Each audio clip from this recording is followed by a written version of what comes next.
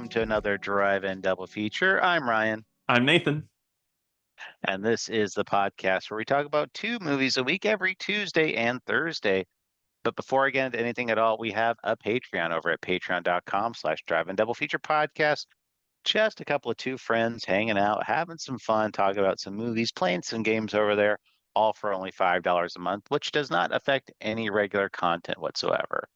But today, we are talking about 2004's Throwdown, part of our Criterion Random Week. And this is directed by Johnny Toe. I don't know. I would say two. Johnny Two. Related to Johnny One Johnny was Five. busy. Oh yeah, there you go. uh, but yeah, no, this is a movie. It's a martial arts style movie.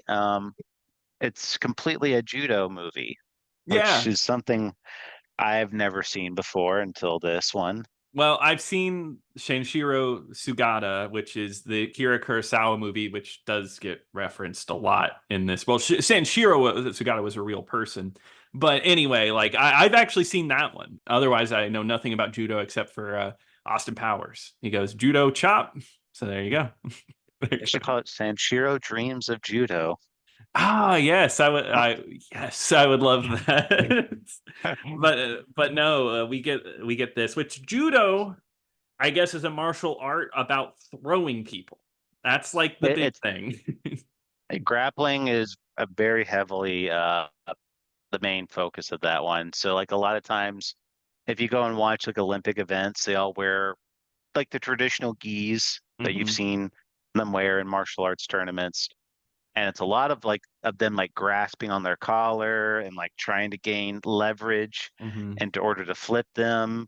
Um, like I said, it's all about control and using your opponent's body weight against them so they can kind of like flip them in a certain manner. Hmm. And there is a lot of flipping in this movie. Oh yeah. It's a very flip heavy type of movie. Um, I'm just gonna be honest, Nathan, because I want to kind of get into it right away. I'm not really sure how I felt about this movie, and That's so funny because I feel the same way. because I I'll be honest, like I did somewhat randomly pick this one. Like I kind of went scrolled through some movies on like the Criterion channel, and I just kind of like stopped at a random one. It was on this one, Mhm. and I was like, oh, perfect. Actually, I have the Blu-ray for this one, Really? and Okay. and so I would been wanting to see it for a while. Again, another Nathanism. I saw the cover, and the cover just looked really kind of cool. It's got It like the does have a purple cool lights. cover. A So Nathanism? Is this a yeah, thing? yeah. Oh boy. No. And but yeah, I've been wanting to see this for a while. So I really wasn't sure what to expect from it going in. And I'm still not really sure what I thought about it afterwards. I mean, I'm kind of having a more solid opinion like as it goes on, but Um, afterwards, as soon as the movie was over, I was very kind of at a loss of words. it's because for me, this is one of the weirdest movies I've ever seen in my life. And I know that's crazy to say because I've seen some weird movies. I've seen some actual weird movies because like plot wise and maybe story wise kind of it has the feeling of a normal movie. It's edited like a normal movie. It's not like weird like a David Lynch like there's a little guy running around speaking backwards, but like the way this movie's put together, the cheesiness of the movie, the characters' decisions, it makes no sense to me. This movie kind of like I don't know. Do you get what I'm getting at? That this movie is just kind of weirdly put together.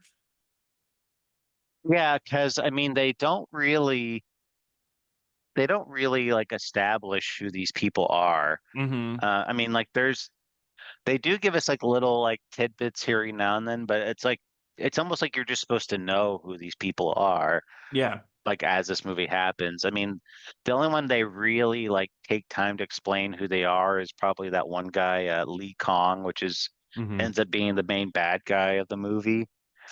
Yes, yeah. He ends up getting like the most focus, but with that's funny because he's the bad guy, Whereas like our main characters don't like the way their plots are laid out are so loose, and like you said, it wants you to think like it's almost like these are established characters, like you watched a TV show before you watch this movie, but that's not a thing. That didn't exist. Because this movie sets up one guy to be, or at least in my opinion, I was like, okay, that's the main character, right? I come to find out, no, he's not. The first guy you see in this movie is like one of the best judo people in the world. He can take people out in like one throw. There's a bodyguard out front, and he's like a big Tony. guy. Yeah, Tony. And Tony throws him over his shoulder and does it Hmm. in one go. And it's like, okay, a normal movie would be like, this is our main character. He's like hardcore at judo and he's looking to fight the master. And then no, he takes a back seat in this movie, like so hard, it's crazy. Yeah, I mean, he's kind of established, like you said, he kind of shows up, he makes this big scene, and his whole deal is that he wants to fight the best judo masters in the world. Hmm. And um, when he does show up, he goes to like their actual main character of this movie, which I'm trying to think of like how to pronounce his name. It's Sato Bao Boo, Yeah, I would say Sato Bo. Sato Bo, we'll say. Okay. Sorry if it's So, wrong. sorry, yeah.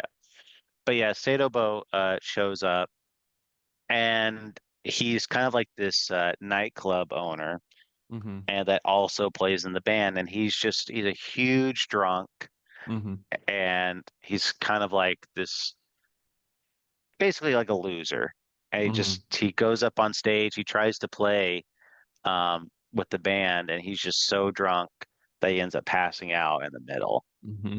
And he comes up with plan because like he wakes up the next day and he has to get like a band together because like his band had quit on him after him Hmm. making a huge drunken scene. And then that's where that guy Tony comes in, and he could randomly play like the saxophone or something. Like they Yeah. don't explain that, but this judo Well, guy is just a saxophone master too. yeah, and it's random too because there is a scene between all this of Mona, who is this girl that gets kicked out of her apartment and has all of her stuff thrown on the street. And what a scene, because she's just sitting there eating noodles while all this stuff is being thrown out. And then she goes on the job hunt because she really needs a job, and she's just wearing like a night dress walking around like the city. And she comes in and is like, I want a job, can I get hired for a job? And so she starts singing, and that's when Tony walks in with a saxophone randomly that I don't know where he got it from. And then, like, of course, Saito is like, "All right, come with me. You're basically, you got a job. You're working for me now." Um, God, Saito is such an odd character to me. It is really hard to follow him in this movie because he doesn't talk. I mean, that's the point. I get it. He doesn't talk and he's very like monotone, but God, there's something I just like couldn't, it's almost like I couldn't stand his character really. Like it was just really hard to watch his demeanor in this movie. For me, it's like we really don't see a change in this character until the last couple of minutes in this movie. Yeah, yeah. It's at the very end where he learns his lesson. And like, because revealed way later, because we're not supposed to understand what his deal is, right? Like, we're supposed to be like, what's his deal? Like, what's going on here?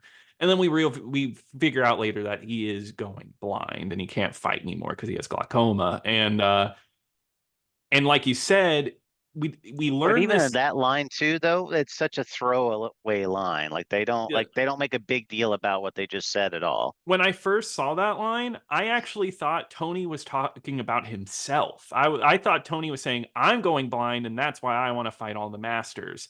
And then it took me a second to realize, oh, no, he meant him. I don't know about you. I thought the dialogue made this movie way more confusing than it needed to be. Yeah, it doesn't help matters because earlier, before it's revealed that Tony actually, like his whole thing was like he was telling people that he was going blind, Hmm. and but that was just a ruse because he Yeah. was like, oh, well, I figure if I tell people that I'm going blind, they'll be more likely to fight me because I think they have a chance. Hmm. And so like that was him kind of um trying to play a lot of these people, and that pissed off Saito. Hmm. So, because he's actually going blind, because we do see very a lot of scenes where he's stumbling around, Hmm. and it's not, but we think it's because he's a drunk, but Hmm. really it's because he's going blind. He can't see what he's doing. Yes, yeah, which I understand that that's not revealed till way later in the movie for effect, but for some reason, for me, it made it harder to follow this character who kind of just like barely he's the main character but barely exists in the movie. And it's weird because it sounds like I'm complaining, but I also kind of like this movie too. Like there's a lot to like here. Like the visual style of this movie, insane. Love the colors and the fights and like Oh, how over the top everything in this movie is. it's super interesting visually. Oh yeah. I I I didn't know. I felt like I was kind of lost most of the time, but it was just um really pleasing to look at. And Yeah. just I was kind of like, I'm not really sure I'm picking up what's going on, but I like what I'm seeing at least. Yeah, yeah, and I think that because there's some cool ideas here. Like they get the gang of three of them pull off a job to steal from Boss Savage. yeah, thank you, Boss Savage, at an arcade. And I really love the character of Boss Savage, where he's always playing a game. He's addicted to games, not just video games, which he does play video games, but like rock, paper, scissors, air hockey. Every scene he's in, he is playing some type of game for money. And I thought that was such a fun idea because he belittles everyone. He's like playing a fighting game with some random guys. Like, have you ever heard of ducking? Do you know how to play video games? Yep. Like, what were they playing? I think he was playing Marvel versus Capcom, I think is what he was playing. I forget what they were playing too because it was some 2D fighter. Because you see multiple games in there, which is really cool. But yeah, something like that, like Marvel versus Capcom, and I don't know. It was just a lot of fun how Tony gets him to join because Tony's playing a game and he's just going, "Hey, yeah, I got you," and just like yelling in the Right. arcade. Yeah, he's like, he was just like, why are you making noises? That does not help. Yeah, and he's like, "How can you boast so much? You're so bad at this game. Have you ever played a fighting game before?" Yeah. Um, And but they do like the whole thing. They're like switching around Boss Savage's briefcase because he just mhm, got some guy was just dropping off money to him, and they mhm. swap briefcases so they can steal Boss Savage's money. Yes, yeah, which is a fun little heist. And they do get the money, but it is why do they handle money the way they do in this movie? They get like handfuls of money, and then that's when they choose to do judo, and they just like throw money everywhere. Like all this money gets loose.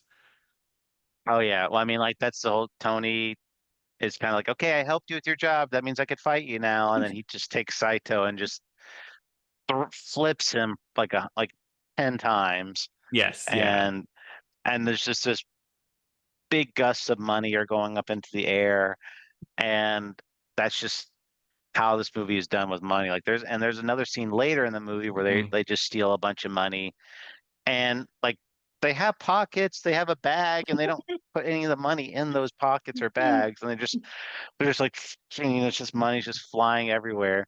Yeah, and like she's like holding it and it's going everywhere. And they had so much money because anytime he gets money, Saito, he just he gambles it all away because he tries to Uh-huh. double it because basically the whole world is underworld is out to get him because he owes a ton of money.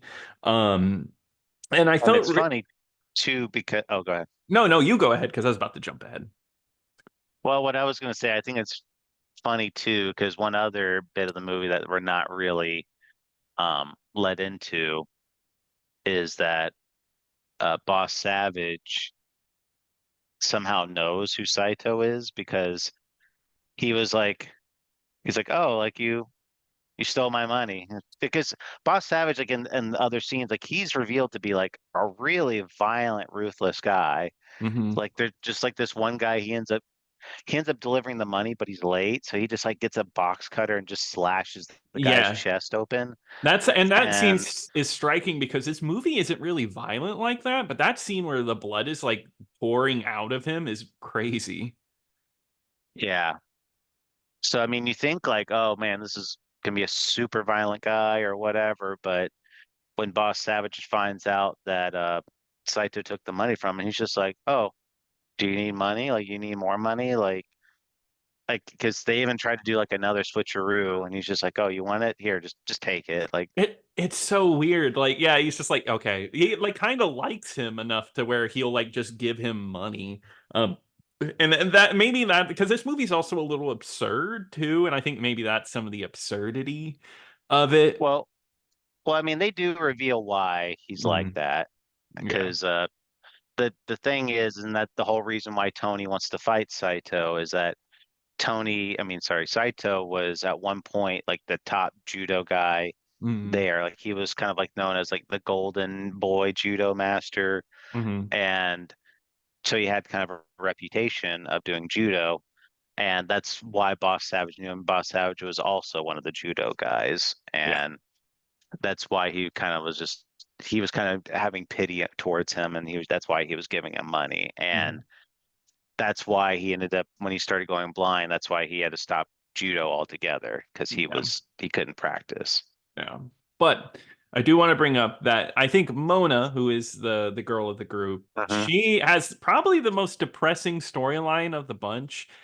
She chases fame and she's moved all over the place and she thought finally in China she could become a star and then she of course she doesn't and she has an agent that mistreats her, basically made her a prostitute, forced her into adult films, stuff like that and she's just trying to grapple with just becoming famous in some way and that's what she wants and she has this ultimate goal towards that and she just seems to always be beaten down, which is probably the saddest part of the movie in my opinion, but she does have one of the funniest scenes, which is she has there's a wild scene in the nightclub where they're having to juggle all of the underworld bosses in one place and one searching for Mona and then like two were searching for Saito, and so they hide out in the toilet and they're like they swap who's on the toilet. So when they're knocking to find someone, they look under like, "What's up? What do you need?" And that scene is just that scene I thought was funny. It's hard to explain, much like this movie. Yeah. Uh, there's a kind of a scene too where all the plot threads kind of come together, like Mona's backstory, Hmm. the guys that Tony's been chasing, and Saito's like former master shows up, and the Hmm. nightclub, one of the nightclub owners that he owns it with Saito, I think, Yeah, also shows up, and they just all of a sudden they all just end up having this big that's right. judo fight, and everyone in this movie knows how to do judo. And Yeah, like there's just a scene where there's just bodies just flying everywhere. Just like you'll yeah, just see like people flying like "Ah," and just like hitting tables and going through tables, and this whole nightclub was just destroyed. Like whatever yeah. furniture was in there is just it's just scrap at the end of that point. Yeah. Well, and there's a character who is singing the whole time, who I believe is mentally challenged. I think that's what they're going He for. is. Okay, all right. And he is obsessed with judo and Sanshiro, and he sings a song about Sanshiro while they're doing this fight. And come to find out, I thought these were kind of one-off characters, but him and his dad own the judo dojo that Saito went to. And he's getting and the dojo leaders getting older and eventually he does die and leaves his son alone, and that's whenever Saito kind of changes a little bit and he's like, okay, well maybe I have a greater purpose and I need to figure things out. And let me say, this is like the last 10 minutes of the movie, like you said, like he doesn't have a change of heart till the very very end of the movie. Yep. And during that time, we do see like another brawl like out in the parking lot, Hmm. and then randomly, this guy named Lee Kong shows up, Hmm. and Lee Kong turns out to be like the main villain of this movie, Hmm. because he pretty much goes and like challenges other dojos and like steals them away from them, Yeah. and So he's kind of there to fight Saito's master and like take their dojo. And he has this technique where he like knocks people to the ground and then he grabs their arms like in between his legs and he just breaks their Yep. arms that way. And that's the only move he does. He even says like I have one technique and that's and you just see everyone like arm like like like they're all their arms get broken. You're telling me no, And not a then single person can defend against this? I guess not. And then even Tony, Tony goes and challenges this guy, and Tony comes back Yep. with his arm broken. Yep. His arm is in a brace, which is really funny. Uh, everybody's arm is broken at some point in this movie. Um, Yeah. but yeah, he ends up becoming the main bad guy of the movie. But of course, we have all these other storylines. But like the group have to get this balloon that's stuck under the tree out from under the tree, which is takes up a good chunk of the movie where they are all standing on each other's shoulders to get this balloon out from under Oh the yeah. tree. You see, That's a very important plot point. it's things like that that happen in this movie that make me go like, this is odd. This is so out of place because it's also really cheesy too. Like there's the scene where she runs away, Mona runs away to I think go she plans to go to Tokyo to chase a movie career there. And the way that scene ends on her running, it freeze frames and it like goes to a blur. It's goofy. It's so Hmm. odd. Yeah. It's there's so many like random scenes in this one where I'm not really sure how to take the movie because its tone is all over the place. Hmm. Yeah. Um, and I mean, it kind of the only time it gets really serious is like towards the end of the movie. Hmm. So when Saito and Lee Kong are having like their final bout, Hmm. and they both agree to wear blindfolds, and Hmm. Saito doesn't wear a blindfold because he's already blind, Yep. and when they're fighting, he does start to get the better of Lee Kong, and then Lee Kong's blindfold falls off, and he thinks like Saito's been cheating, and then he realizes that Saito is blind, Yeah. and then he just surrenders because he's just like, oh, like he was already beating me and he's blind type of Yeah. thing. Yeah, which I do think that's a good moment. I really like that moment. But that's the actual very end of the movie. Um and yeah, and that's like the one time I would say it truly gets serious. God, this movie is so all over the place. And I think that's why like if I were to come out of this and recommend, it's tough because for me, I'm a different kind of person to some. I've talked about this a lot. If a movie has a lot of style, I will enjoy it over substance. I'm not the kind of person that doesn't, I don't really care about things like that. So I think I ended up enjoying this more than I expected because I just liked it visually. I liked what it went for, the weirdness. So I can recommend it if you like that. But if you're somebody who really likes substance, you want a plot, I can't recommend this because I thought it was a very confusing movie, very oddly put together. So it's a wishy-washy thing. I would give it a light recommend, I guess, overall.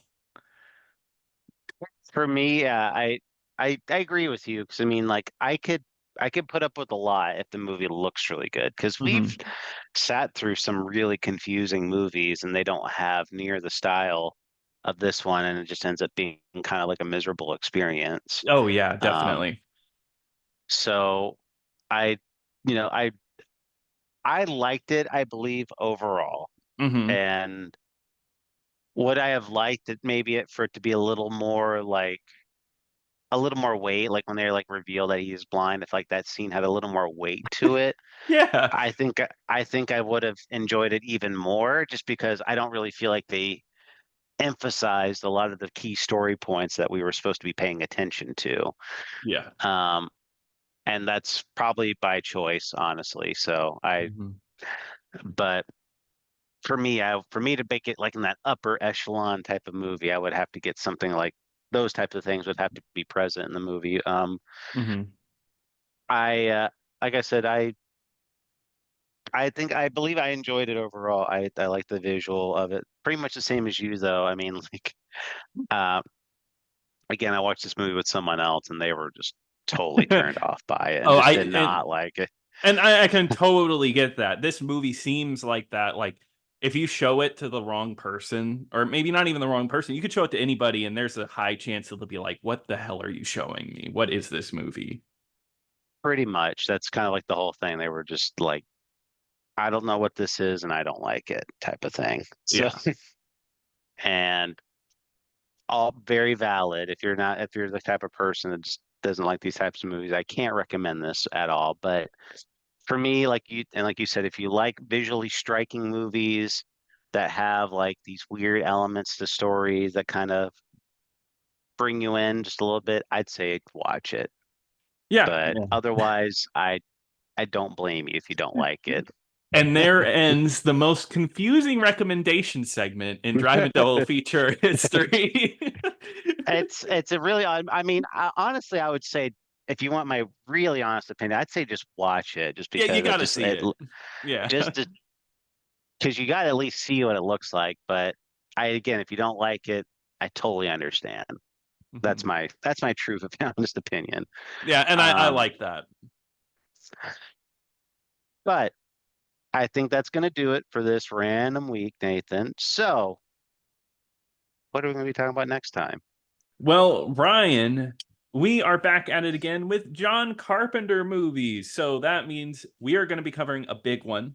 And I think everyone is going to be offended. We are talking about Halloween in June, people, as Ryan already said. Oh, But Rob Zombie. that's okay. No, no, no, no, no, no, no, no Sherry Moon Zombie or whatever the hell. It is John Carpenter's original Halloween. Who knows? If we like it enough, maybe we'll cover the other Halloween movies whenever that rolls around. Um, but that one is actually streaming over on Plex. But Ryan, what are we going to be talking about on Thursday? Well, Nathan, we are going to be talking about another Godzilla movie because we're continuing our Godzilla week. So we are going to be talking about, get ready, Godzilla, Mothra, and King Ghidorah, giant monsters all out attack. Oh, you got me excited. Though you're naming like the three best ones. I'm happy. No, I didn't say Rodan. I didn't say Angerus. Oh yeah, yeah. That's how you get the crowd hyped up. We got we got Angerus. Angerus. We got Rodan. We, we, I'm trying. we got Gorosaurus. Yeah, and then everybody's going We off. And giant condor. oh wait, oh, and I guess Godzilla's in this one too. I don't know if you guys care too much about that one. Yeah, when's Giant Condor getting his own movie? I think that's stupid that Giant Condor didn't get his own like series. Like Gamera got something. Giant Condor is just as good as Gamera. Mm-hmm. Mm-hmm. But anyway, that movie is streaming for free on YouTube and Tubi. Awesome. I'm excited to watch it. Well, terrific. If you have any thoughts and opinions, please email us over at Drive-In Double Feature Podcast at gmail.com. Don't forget to check out our YouTube channel, youtube.com/Drive-In Double Feature Podcast. Once again, check out our Patreon, patreon.com/Drive-In Double Feature Podcast. But until next time. Until next time.